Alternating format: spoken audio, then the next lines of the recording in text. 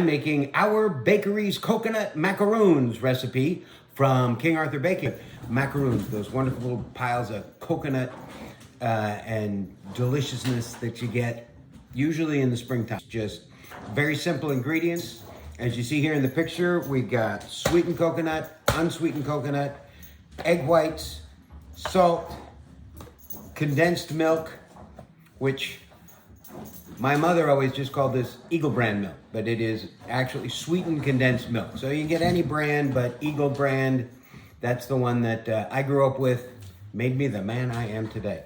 And some vanilla extract, which is actually, I make my own vanilla extract with, it's really very simple. You can use either vodka or I use bourbon, and you put like half a dozen vanilla beans, which you can get. They're not easy to find and they are rather expensive, but you take the vanilla beans, you put them in like a fifth of bourbon or a fifth of vodka and let them sit. It takes initially about 6 months to make vanilla extract, and then all you need to do for a long, long time is simply top it off with more bourbon or more vodka, whichever one that you used. And maybe every once in a while, every couple of years, put in a couple more vanilla beans, and you have a wonderful vanilla extract always on hand. First, we preheat the oven to 300 degrees. So that's done. Oven is preheating. So here we go to mix the ingredients. We start with 283 grams of unsweetened coconut. Coconut update. All right, so I said you're supposed to use 283 grams of the unsweetened coconut flakes. And well, okay, confession time. As it turns out, this bag is only 141 grams. So I put that in and then I just kind of fudged and made up the rest of it with this one. So the latest version of this recipe that's on the King Arthur Baking website, because I got this one who knows how many years ago, says to use 133 grams of the unsweetened coconut and still 276 grams of the sweetened coconut, which is like 150 grams of coconut difference. Use the new recipe.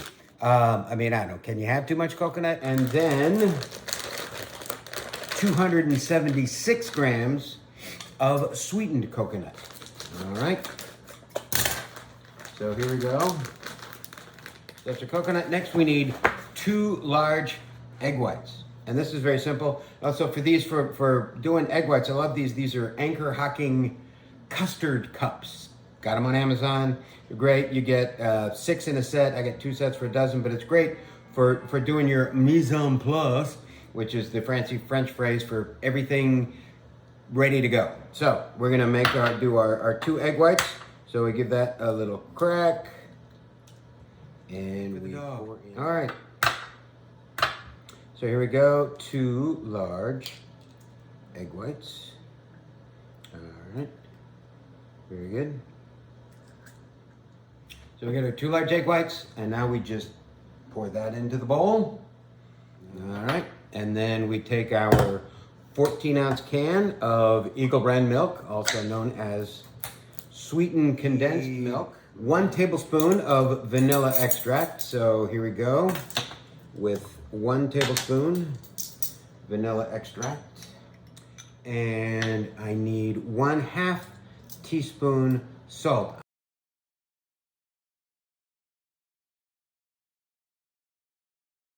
I like to use, this is also from King Arthur Baking salt. It's they call it the baker's sea salt. And it's basically, it measures well, it works great, gives a little bit different flavor texture to things. So 1/2 teaspoon of salt. You just mix it all up. And I'm just using a spatula for this. You don't need a mixer, and actually I would be afraid to use a mixer because it would mutilate the coconut. It's nice. I like macaroons to have, you can see the flakes of coconut in there. So here we go, just mixing it up. A moment ago, that means my oven is preheated, ready to go. So now we want to put the macaroon dough onto our baking sheet, which I've got one of those silicone pads on this. Okay, and so then I've got here a like a medium-sized cookie scoop. that I'm going to use to scoop out the macaroons. You can use, you can make them a variety of sizes, depends on how big you want them. And sometimes you see them in the baker, the deli, they're like, fist-sized macaroons. But I want to get as many as I can, so I'm not going to make them too large. So we just scoop them out, and we want to put at least an inch between them. So I'm going to put, typically for something like this, I put 3 across, and it'll be like 4, maybe 5 down. So there's one tray, and I'm gonna go ahead and put this in, and while it's baking, I make another tray. All right, so here we go. Sheet goes in the oven. So, in the oven, and it's gonna bake for, it says 16 to 18 minutes. I always start on the low end if I need to go higher, because it's easier to bake it longer than to, unbake it. The very important thing to remember is when you're baking cookies, well, actually when you're baking anything, halfway through your baking time, you want to rotate it pretty much 180 degrees. And if you are doing 2 trays at a time, okay, you want to not only rotate each tray, but then switch them upper and lower, okay? So that way you get a better chance of having an even cooking time. So basically, each tray gets each zone of the oven, and the front and back get the same front and back. And so just a general idea. So the timer went off. They really didn't look quite done. All right. So put them in for another 2 minutes. Check them. Still not quite done. So right now they're in for 2 minutes more. So that's going to be a total of 20 minutes baking time. So now looky there, huh? To me, so those have been in for a total of about 20 minutes. Leave them on the baking sheet, but put a rack underneath it, because they need to cool before I dip them in the chocolate that I'm about to start melting. And you want to have them up off your counter, so on some kind of a baking rack. I'll show you what I got here. So, all right, just this baking rack. Okay, so you put them on there so that way the air can get under the baking sheet and it'll cool down, rather than the cookies continuing to bake while they're sitting on the hot baking sheet. So the macaroons are out, cooling on their racks. And while they're cooling, I'm gonna melt some chocolate to dip them in, make them even more delicious. So the recipe says to use 227 grams, or whatever that works out to cup-wise, it's up on your screen right now, of chocolate, okay? It was semi-sweet or bittersweet. Well, what I'm doing is, I got a couple of different types. I've got semi-sweet chocolate, which came from King Arthur Baking. It is actually, Berry Calibo semi-sweet chocolate chunks. And I'm mixing that in with a little bit of raw dark chocolate from Grocer's Daughter. So Grocer's Daughter meet King Arthur Baking. All right.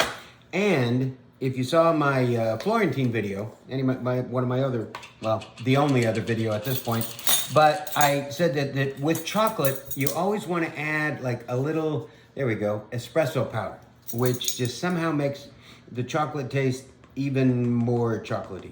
So I'm going to take this quantity of chocolate that I've got, all right, and I'm gonna add a little less than a teaspoon of espresso powder to it, all right, and then I'm gonna melt it, and it's gonna be delicious. So now it's time to start melting the chocolate, okay? This time I'm doing it in a saucepan, so I've got this small saucepan, which has got just, that much water in the bottom of it, and I have there's a name for this thing, I forget what it is, but it's my chocolate melter thing, all right? So we put the heat on under the water, not too hot, because you don't need it, intensely boiling. You just mostly need it hot and steaming, which will warm up the bottom of the melty thing, and it will melt the chocolate. And again, you don't want it boiling too much, because if you get water splashes into the chalk, comes in contact with the chocolate that you're melting, then that's bad. So we're just gonna let that chocolate sit over the water until it begins to melt. And then once it starts melting, you wanna keep stirring it around so that it mixes it up, gets that, espresso powder worked into the chocolate, and you'll have a wonderful chocolate for dipping your macaroons. 2 of my trays of macaroons have finished baking and are all cooled. And, by the way, I realized why it was taking longer to bake than it said in the recipe, because I had the oven set wrong. It's 350 degrees, not 300 degrees. Worked out okay. They look gorgeous, as you can see. And so, all right, I did that, okay? So you can see there's the melted chocolate. So now, I think what I'm gonna do is, because they're sitting on the tray, and if I dip the bottom of the macarons into the chocolate and put them back on the, then all the chocolates have to come up. So what I'm going to do is I'm going to drizzle chocolate over the top of them. So here we go. We're drizzling. Okay, that's pretty ugly. Okay, so we're gonna try this, see how this works. Okay, so we're drizzling. You know what? This ain't the thing to drizzle with. Give me a second. So here we're gonna try just a regular old teaspoon. And oh yes, that works. Okay, so here we are drizzling. It's all right, it's a little better. And that's the thing, that I'm sure there's a wonderful drizzling tool out there somewhere, but I don't have it. And so what we're gonna do with these is we're gonna let them cool a little bit more, and then right before bedtime, I'm gonna put them in an airtight container, put them in the refrigerator so the chocolate can completely set before tomorrow, all right?